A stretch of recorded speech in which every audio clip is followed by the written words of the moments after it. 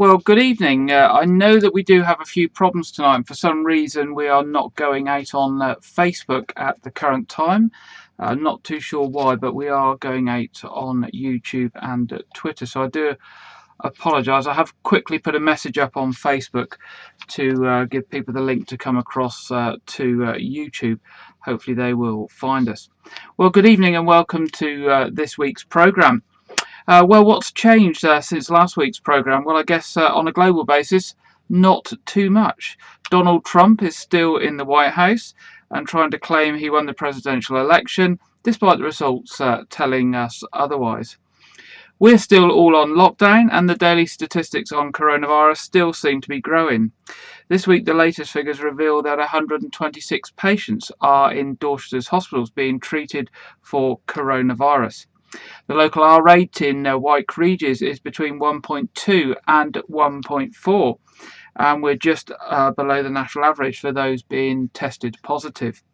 Nationally, the rates are up as follows: 9.1% increase in those being tested positive, 26% increase in the death rate, and 6.3% increase in those admitted to hospital. So it's still very much active and not going in the direction that we'd all like.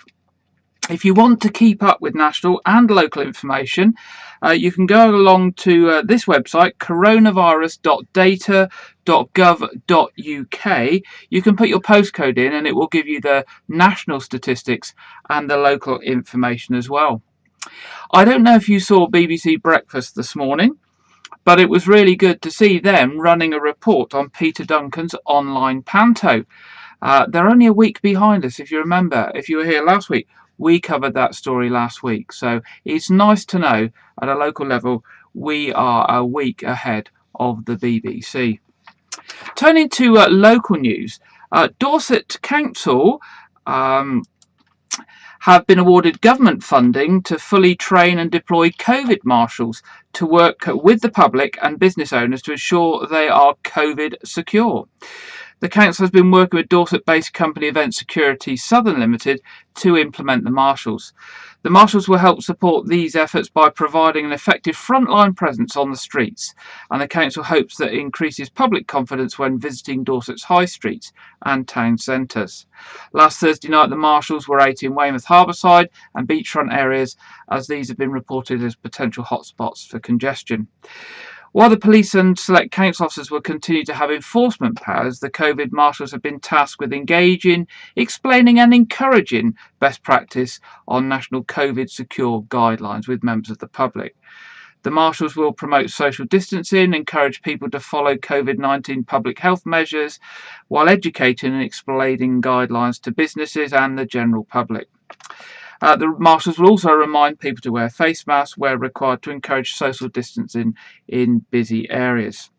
Whilst the marshals are currently active in Weymouth, their operating area is flexible across the whole of Dorset County, and the council can deploy them anywhere in the county where they feel it's needed.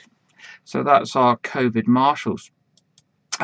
Dorset Police are searching for... Let me see if I can find the picture. There we go. Dorset Police are searching for a missing man from Blandford and are appealing for information from the public to find him. Joseph Anthony Farrell is aged 42 and was last seen in Southampton on Thursday, November the 5th. From officers' inquiries, they believe he's now back in Dorset, but they haven't actually managed to get any further sightings of him. Joseph is described as white, around 5 feet 9 inches tall and of slim build with ginger hair. When he was last seen, he was wearing a bright orange hooded top, black tracksuit bottoms and brown boots and orange laces. Detective Inspector Sarah Gillian of Dorset Police said Joseph requires medication that we do not believe he has access to, and we're becoming increasingly concerned for his welfare and are keen to locate him and make sure he's okay. So if any of you see or hear anything of Joseph, do take a look at the picture. Fortunately, he's very distinctive, so I think if you saw Joseph, you would recognise him. Please call 101 and let Dorset Police know. Also, good news from Dorset Police. Detectives investigating 2 reported knife point robberies at shops in Weymouth and reported burglaries have now arrested 4 people. Investigations remain ongoing into reported robberies at Hidden Gem Kebab takeaway shop in Littlemore Shopping Centre on Sunday the 8th of November and the Co-op store in Preston Road at 9:20 on the same day. Detectives from Weymouth CID are also investigating reports of break-ins at Hare Motor in Marsh Road, Castle Vets, Dorset Vehicle Rentals in Dorsetshire Road, as well as attempted break-in at Charlbury Food and Wines at Charlbury Corner and a robbery at McCall's in Littlemore Shopping Centre, all of which happened in the early hours of Friday the 6th of November. They have arrested various people, but they would still like to hear from anyone who witnessed any suspicious activity or has any information in relation to these burglaries. You can call 101, or if you'd like to keep yourself anonymous, you can report it through Crime Stoppers in confidence on 0800 555 111. Now, a team of Dorset volunteers is on hand to help hundreds of Dorset residents stay connected during the lockdown. Dorset Council's digital champions, who used to hold regular surgeries in libraries, have continued offering their expertise throughout the coronavirus crisis via the digital hotline. Now, with another lockdown underway, the winter just around the corner, the digital champions are again urging people to contact them if they need help getting online. From setting up Zoom meetings to FaceTiming friends and family on their smartphones, the champions are there to assist with any digital inquiry.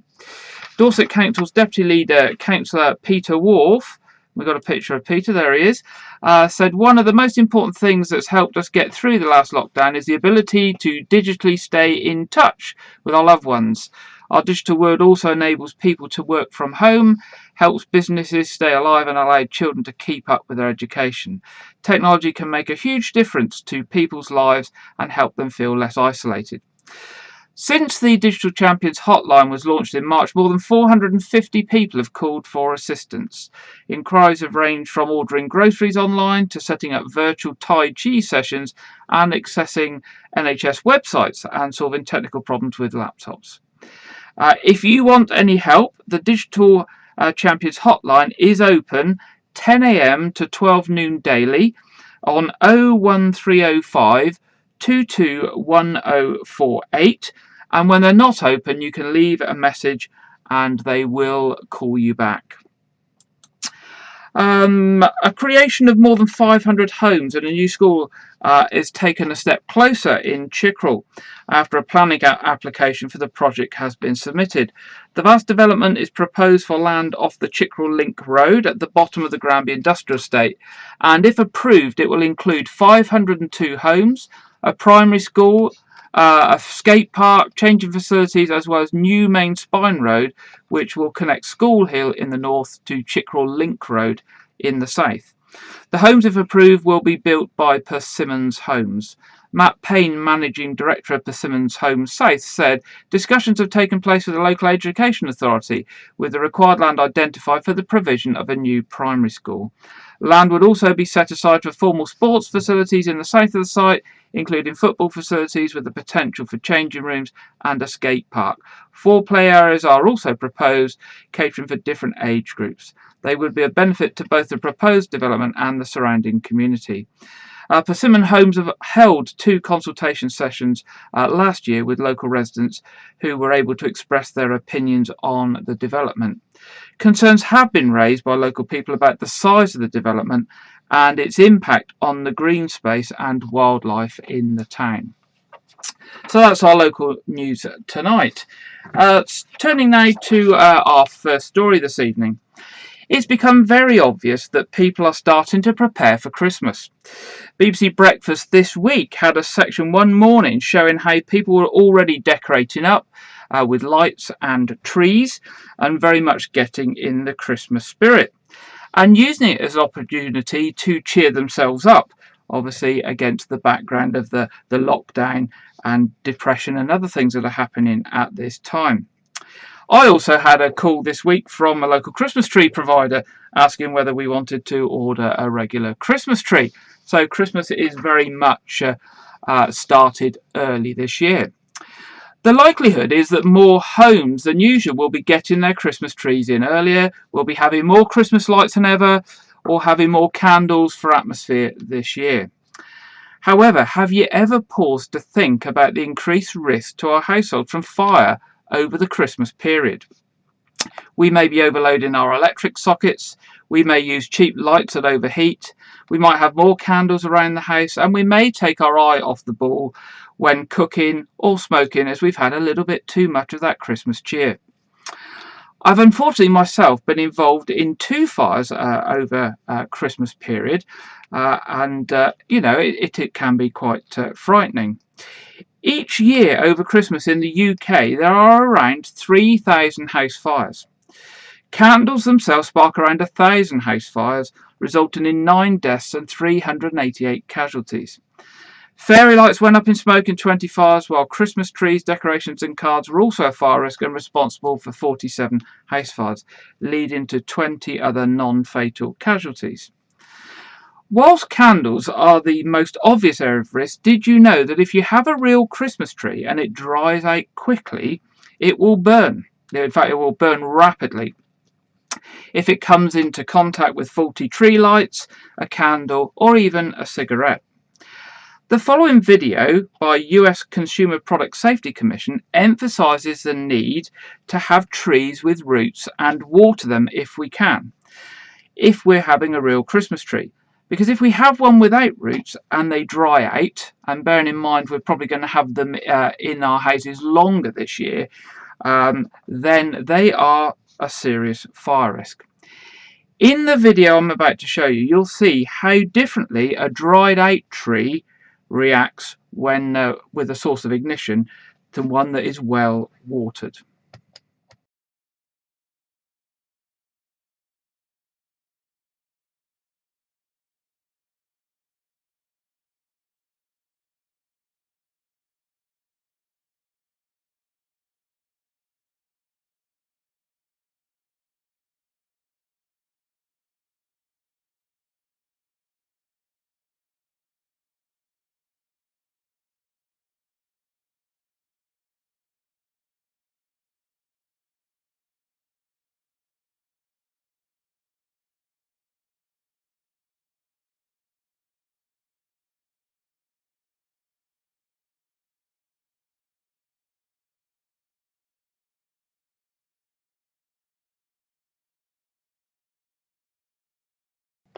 So there we go, that gives you an idea how quickly a dried up tree can catch fire compared to one that's well watered. But of course, one way of keeping ourselves safe is to install smoke alarms so that we get an early warning of fire and therefore we can get out quickly. However, the latest government figures show that 9% of households in England, that's about 2.17 million households, do not have working smoke alarms. And only 26% of people who do own an alarm bother to test it on a regular basis. This is despite experts warning that people are around 8 times more likely to die in a fire in a home with no smoke alarms. So, how do we keep ourselves safe this Christmas time? Well, first of all, install smoke alarms and make sure they're working.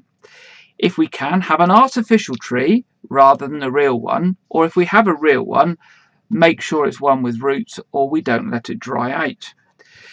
Be very, very careful with candles. Keep them away from combustible materials like Christmas decorations, cards, Christmas trees and curtains. Curtains are a big one for catching fire. Don't overload our electric sockets. Now, I'm sure that's very difficult for some of these houses that we see lit up for charity with all these lights, but it's really important not to overload our electric sockets and not to have too many things plugged in and not too many adapters within adapters within adapters. Kent Fire and Rescue have produced a nice cartoon to remind us about fire safety this Christmas called The Burns Family Christmas. It's suitable for all ages and we're going to have a quick look at it now.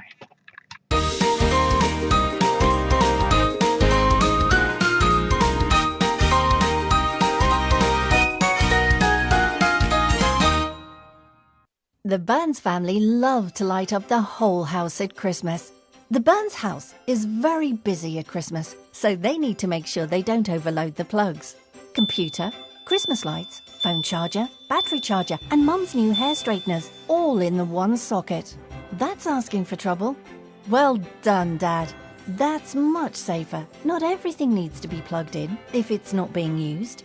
Mums remembered about never leaving lit candles on their own, or placing them near Christmas decorations or curtains that might catch fire.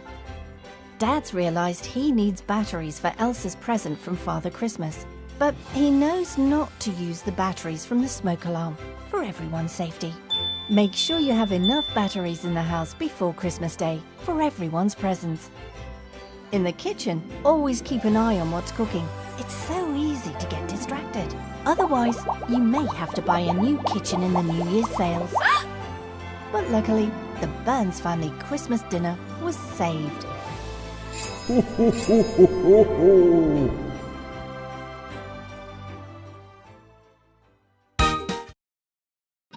There we go. That's the Burns family from Kent Fire and Rescue. So keep safe this Christmas. That's the most important thing. Now moving on. Have you ever thought about giving blood and why you should do it? Well, simply put, giving blood saves lives. The blood you give is a lifeline in an emergency and for people who need long-term treatments. The NHS Blood and Transplant Service always needs new donors from all sorts of backgrounds to ensure there is the right blood available for patients who need it. Believe it or not, they need around 400 new donors every single day to meet demand, and also around 135,000 additional donors each year to replace those who no longer donate. They also need 40,000 more black donors to meet growing demands for better matched blood, 30,000 new donors with priority blood types such as O negative each year, and more young people to start giving blood so we can make sure we have enough blood in the future. As we said, blood donation saves lives. Patients at local hospitals rely on people giving blood, and this is more important than ever at the current time. Despite the coronavirus and lockdown, the Blood and Transplant Service needs to continue taking donations, so adequate supplies are available when you or I need them. An NHS Blood and Transplant spokesman said, "We need people who are fit and healthy to keep donating as normal during the coronavirus pandemic. We've put extra safety measures in place and safety is always our number one priority. We're doing extra cleaning, ensuring social distancing and triaging everyone who arrives so only people with no risk factors enter the donation area.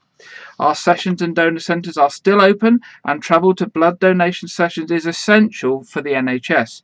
Blood donation is a reason to do something amazing. Blood donation saves lives." We're asking donors to follow the latest advice on our website and app and the advice for government. We're regularly reviewing the situation and working closely with the Department of Health, Social Care, Public Health England. We need people to keep donating to make sure we can keep supplying the blood hospitals need in the coming weeks and months. Patients and doctors are relying on us to be there. If you go to a blood donation session, you'll need to wear a face covering when you donate. The face covering doesn't have to be a surgical mask, but should cover your nose and mouth. Then that's obviously in line with government advice about wearing face coverings. So here's the latest update from the Blood and Transplant Service.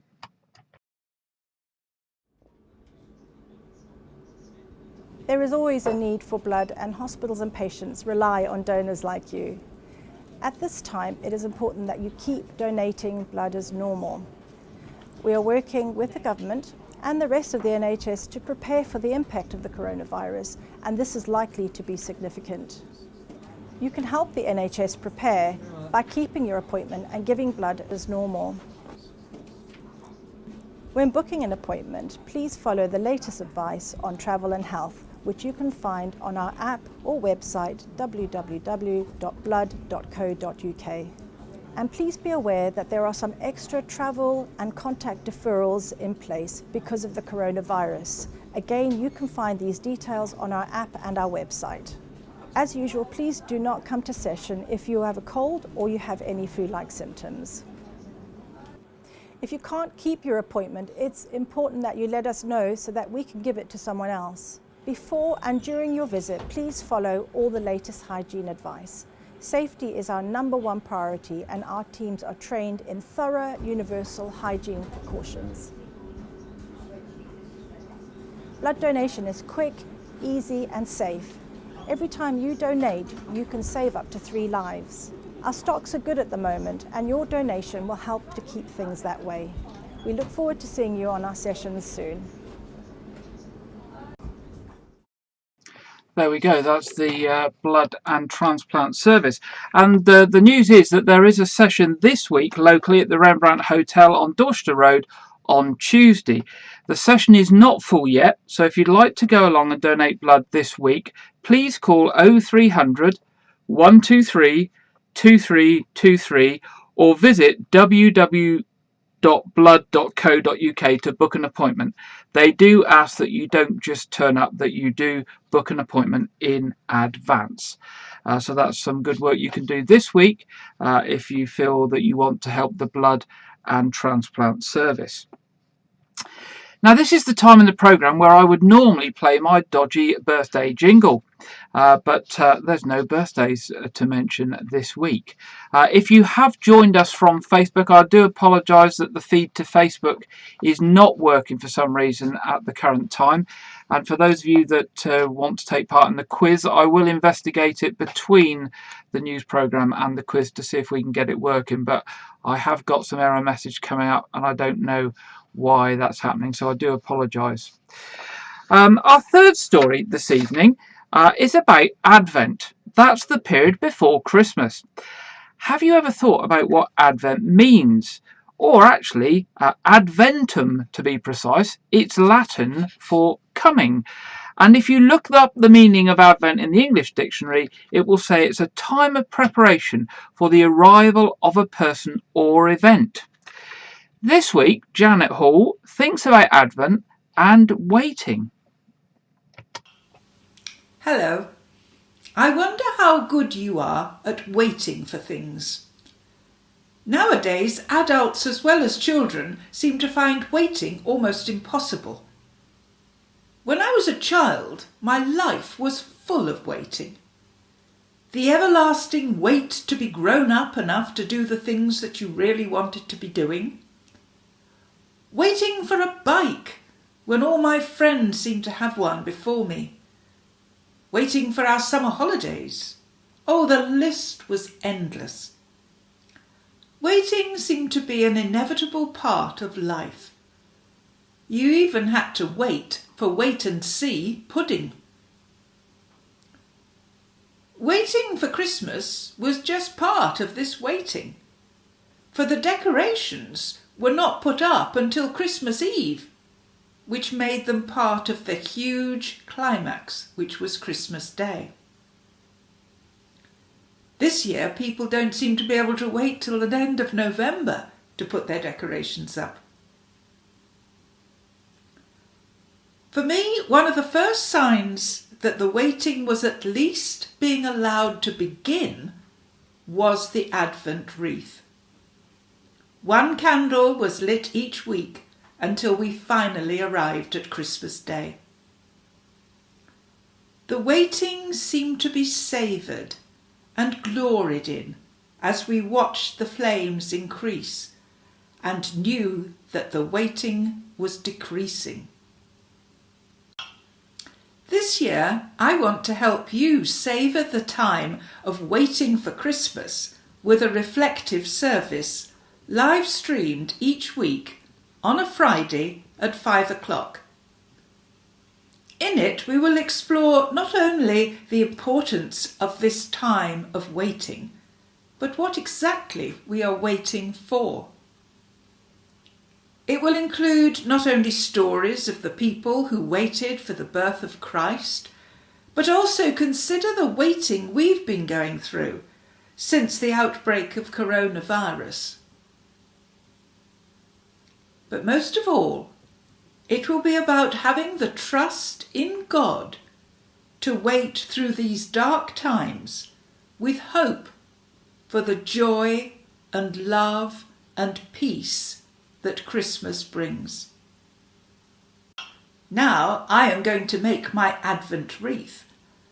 Yes, I know it is a bit early, but I just can't wait. And I promise I won't light the candles.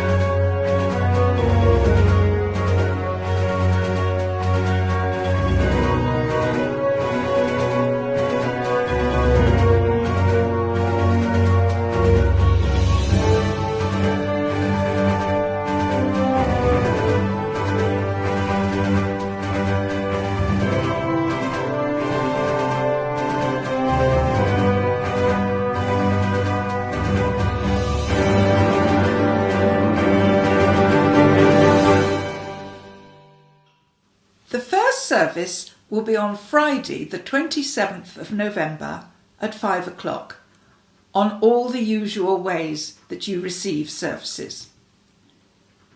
It will be available afterwards, of course, if that time isn't convenient to you.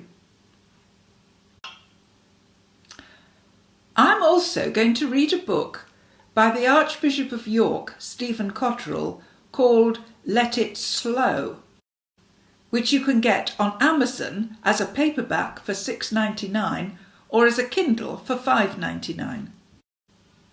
If you want to read it as well, we could discuss it on Zoom and talk about the effect it has had on the waiting for us.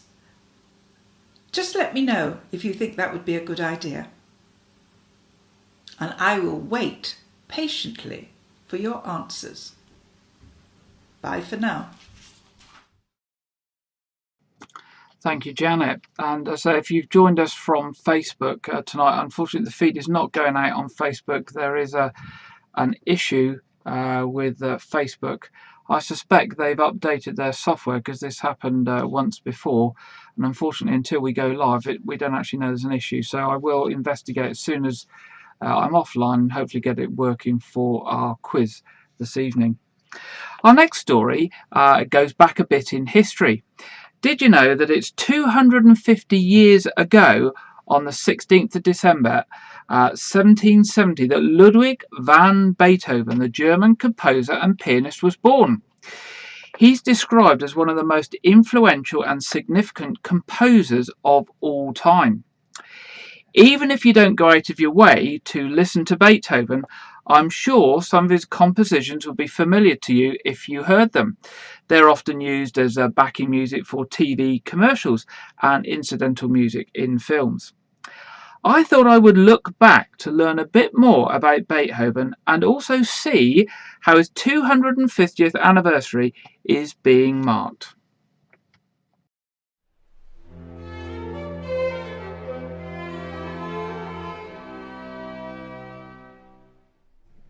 This year, 2020, is a special year for Beethoven. It marks the 250th anniversary of his birth on the 16th of December 1770. And so it was very fitting that back in August at the first live prom this year in the Royal Albert Hall, the BBC Symphony Orchestra played his third symphony, WykeRegis. Beethoven composed it in 1804. A few years earlier he had noticed the first symptoms of his deafness. He wrote in a letter to his brothers that was found after his death, "I must live like an exile."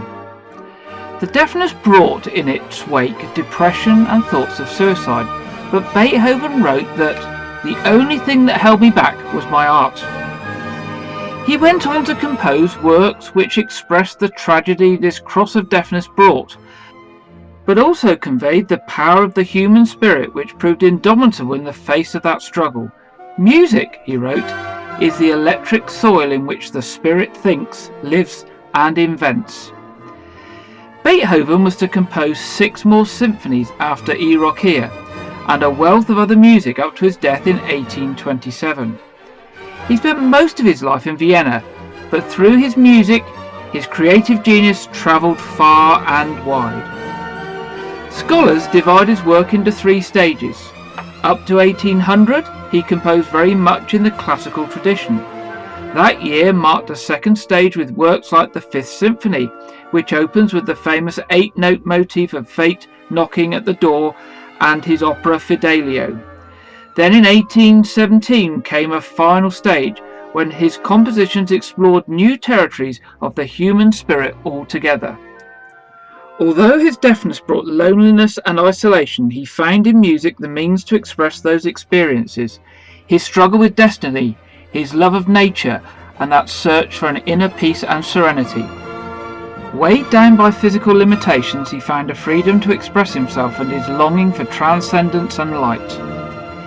It is there in the prisoner's chorus in his opera Fidelio as they emerge from the dungeon into the sunlight, and it is quintessential present in his last great works, the late string quartets, the 9th Symphony with its exultant hymn to joy, and the Missa Solemnius, where there is a beauty and a serenity in the Benedictus and Agnus Dei. On the score of this work, Beethoven wrote above the Kyrie, "It comes from the heart, may it go to the heart." At this time, when we mark the 250th anniversary of his birth, we give thanks for his music, which continues to speak to hearts in every age. It is music that tells us of the pain and struggle of life, but also the discovery of a courage and freedom that can help us to step out in his company and welcome the light and the joy, the peace and the beauty. As I was thinking about this report to mark the 250th anniversary of Beethoven, I came across the Hanover Band, who are doing a series of performances to mark Beethoven's anniversary. They play instruments of Beethoven's period, and I was amazed to find that they are doing performances free online and just encouraging donations. The orchestra comprises of some of the best period instrument specialists in the UK. They are considered to be some of the best in their field. Their performances and recordings have been described as revelatory, luscious, outstanding and illuminating. Through dedication and scholarly work, the band have gained an enviable niche for themselves within the early music movement as being one of the UK's finest period instrument orchestras. Their distinguished players are committed to education work and passing on their enthusiasm and knowledge to the next generation of music lovers. They teach in the top music conservatories in the UK, the Royal College of Music, the Royal Academy of Music, the Royal Northern College of Music, Guildhall and Trinity Laban. So if you like classical music, why not pop across to their website and watch some of their previous concerts, or join them live this week on the 18th of November at 8 p.m, when they'll be performing Beethoven Symphony No. 5 in C. You can find out more about them at www.thehanoverband.com.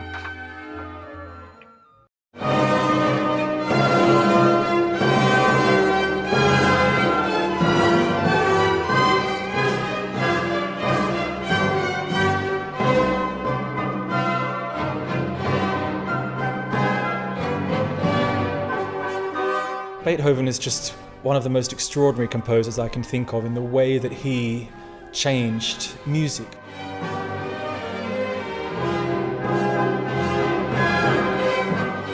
The Hanover Band is a wonderful orchestra that I've been involved with for over 10 years now, and of course the specialty of the band is playing on period instruments, so we're all playing either instruments from Beethoven's time or replicas. Even if we don't have a live audience, hopefully a considerable online audience to hear the fruits of our labour.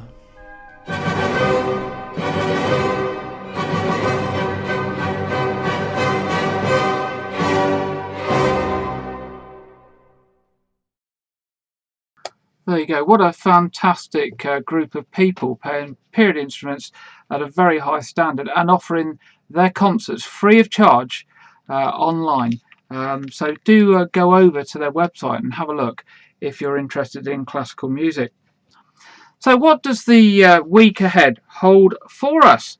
First of all, we'll pop across to the Met Office for the national weather forecast. Hello there. There will be some heavy rain and it's going to be very cloudy today with some strong winds. Here's the picture through this afternoon. We've got heavy bands of rain moving in from the west and there will be some strong winds, particularly around western and southern coasts today. So it will be blustery, but despite the wind and rain, it will be a mild day. Temperatures reaching 14 or 15 degrees in parts of the south and 10 to 12 degrees in the north. So through tonight, these bands of rain continuing to move through with some really heavy downpours at times. But overall tonight, there will be some drier and clearer spells in between that heavy rain. As we look ahead to Sunday morning, though, we do see a particularly heavy band of rain move across southeastern parts of England. So there is a warning in force first thing on Sunday morning for that heavy rain. Looking ahead into the afternoon, it's followed by some heavy scattered showers into parts of the southwest, and these could be thundery at times. Across the north, a mixture of showers and longer spells of rain as well. And again, another windy day across the board, particularly along the south coast where we could have some gales. To start next week, it will be drier for some, but some more heavy rain to come, particularly in the northwest, and staying windy. Take care. So that's the national forecast. So looking at the local forecast for the week ahead, the warmest days are going to be from tomorrow through to Wednesday. But with that warm weather comes a very changeable and unsettled few days with a high likelihood of showers. The driest and brightest days will be Thursday and Friday, with clear skies and sunshine. However, the ambient temperature will drop rapidly. So the first part of the week will be 14, 15 degrees C, and towards Thursday, Friday, we'll be down to sort of 8 or 9 degrees C.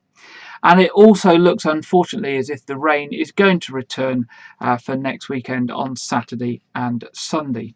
So I do apologise for that. And here is the local forecast for you, just to have a brief look at that. Looking at travel and road closures, the work continues on Commercial Road in Weymouth along the harbour side. And as we mentioned last week, the council are trying to do the work further down outside on the harbour side, which was planned for early in the new year, whilst the lockdown's on, because many of the businesses aren't operating. So that track removal work will go on for a few more weeks yet, obviously, as there's quite a lot of work to do. But it is quite nice where they've done the work. I'm sure you'll agree that it does look vastly improved and hopefully safer for cyclists in particular. A section of the A35 in West Dorset will be closed for 5 nights this week whilst repair works are carried out. Unfortunately, it's another one where there's a long diversion, 54-mile diversion. And this is the section of road of the A35 between Chiddock and Morecambe Lake. It will be closed in both directions from Monday until Friday this week. The diversion in place will take drivers on a 54-mile round journey around West Dorset, taking an estimated hour and a half. So goodness gracious, try not to go that way if you can help it. On the trains, we normally mention the train service, and this week the only reported train engineering works are this weekend, and that's with a revised service between Basingstoke and Southampton. So I think that just means that the timetable has been revised rather than anything else. Okay, moving to what's on. As we get close to Christmas, we often look to see what's going to be on TV or what movies are being released. Over recent weeks, I've been trying to give you a sneak preview of some of the movies that are coming up for release between now and Christmas Day. The last couple of weeks, we've had films more for our younger members. But this week, I thought we would see something more for the adults in the family. Most of us like a good detective story, don't we? Or a detective movie. So this week, I thought we would review the latest Agatha Christie-based movie, Death on the Nile.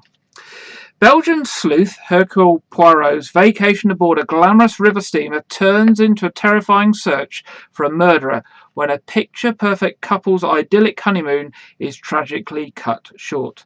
Set against an epic landscape of sweeping Egyptian desert vistas and the majestic Giza pyramids, this tale of unbridled passion and incapacitating jealousy features a cosmopolitan group of impeccably dressed travellers and enough wicked twists and turns to leave audiences guessing until the shocking finale. I'm sure you'll agree in the trailer you're about to see that there's some great scenery and some great acting, and this movie is filmed against the fantastic backdrop of the Nile and the pyramids. Now, on the trailer it does say that the release date is October, however it is now scheduled for release on the 18th of December. Let's see what Hercule Poirot gets up to in Death on the Nile.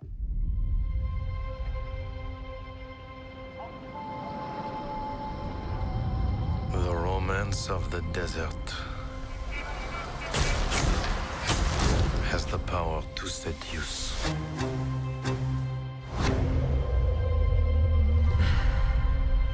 I ask you,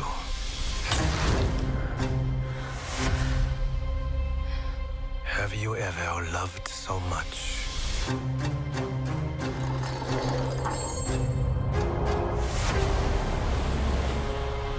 Been so possessed by jealousy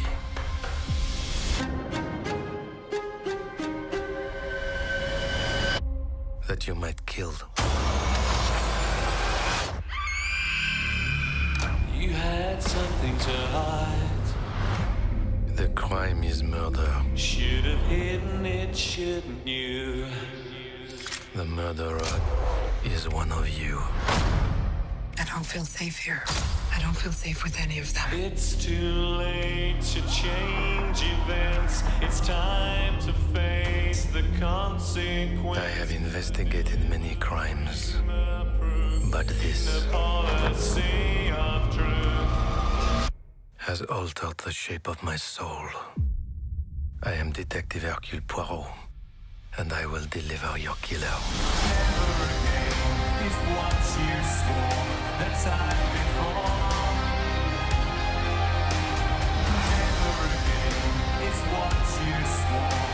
How many great stories are tragedies?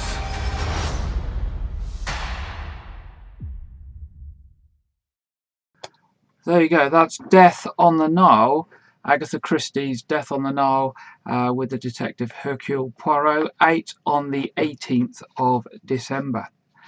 Now turning to local events. Well, obviously there aren't many local events going on, particularly at the moment with the lockdown, and I guess it's quite unsure as to what will happen after the 2nd of October, because we don't know if the lockdown will be lifted or whether there will be a further period of restrictions of some type.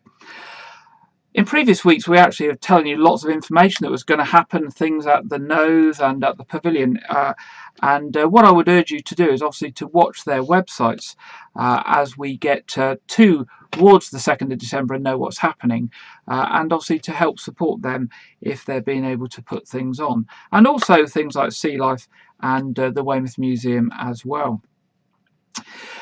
As well, many organisations will be looking to see if they were organising events and carol services and those sorts of things, will be looking to see whether they can do something online to keep the Christmas spirit going. So, please do watch the local Facebook groups and websites as well, because I know lots of organisations will be trying to do stuff and they will be actively publicising that on social media in the weeks ahead. Now, I did say last week if any local businesses wanted a mention that were continuing to operate or unable to operate due to the lockdown, that I would give them a mention. So I have got 3 businesses to mention to you today. One is Dorset Cake Company, be familiar to many of you. The Dorchester Road branch is now only opening from 8:30 to 2 Monday to Saturday, but the shop in WykeRegis and the Krusty Cob in Dorchester are still open their normal hours. In fact, I've been told this afternoon that the WykeRegis shop has just had quite an amazing refit, and it looks very good. Not that I've actually seen it myself. We've also heard from Crossways Travel, which many of you will be familiar with, a coach company who operates throughout the area with pickups in Portland and WykeRegis and Weymouth, and who over many years have actually been very big supporters of local charities. They've told us that they have no trips running until after the 2nd of December, but after that, a good range of day excursions through the rest of December, including shopping trips, Stourhead Light Show, Chichester Cathedral Carol Service, and Christmas lunch. All pick up at Wyke Smugglers, and all are COVID safe with social distancing, temperature checks, face coverings, etc. And if there are any cancellations, there are full refunds. So, don't worry if you've got anything booked. Just give them a call. If you want to see what's coming up, do pop across to their website at www.crosswaystravel.co.uk. The other one to remind you about is the Bridge Fair Trade Shop. Although closed currently, they are operating through their Facebook group, Facebook page, the Bridge Fair Trade Shop or Fair Bridge Trust. Do pop along to their Facebook page, do see what products they've got, and do get in touch through Facebook and order your Christmas cards or other Christmas gifts, because charities like the Fair Trade Shop still are trying to do business and obviously get vital money in at this time. Just turning to a few final things then. As far as church services in WykeRegis, these have now all moved back to virtually, obviously with the lockdown, and that will continue until the 2nd of December when we find out what's happening again. So the only service on a Sunday is a 9:30 live stream service.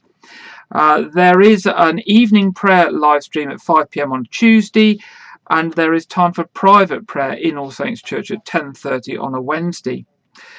The quiz tonight will be on at 7:30. Once I get off the air from this, I will be trying to fix the issue with the feed to Facebook. All the YouTube and Twitter feeds are going out, but for some reason Facebook is not going out this evening, and I suspect it's another update from Facebook. They're very good at updating things, not telling you, and then things not working, so you have to uninstall everything and reinstall it again to get it working. But I've got a short period of time to do that. So if you'd like to join us for our quiz tonight, that is on YouTube and on Facebook. You'd be most welcome. That's at 7:30.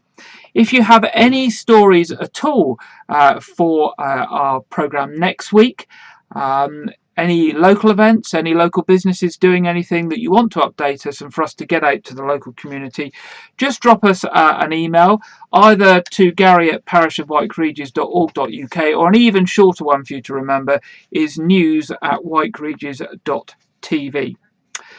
So I do apologise for the issues with Facebook tonight, and I do hope we'll be back fully to normal next week. But thank you very much for joining us, and I hope you have a pleasant weekend and week ahead.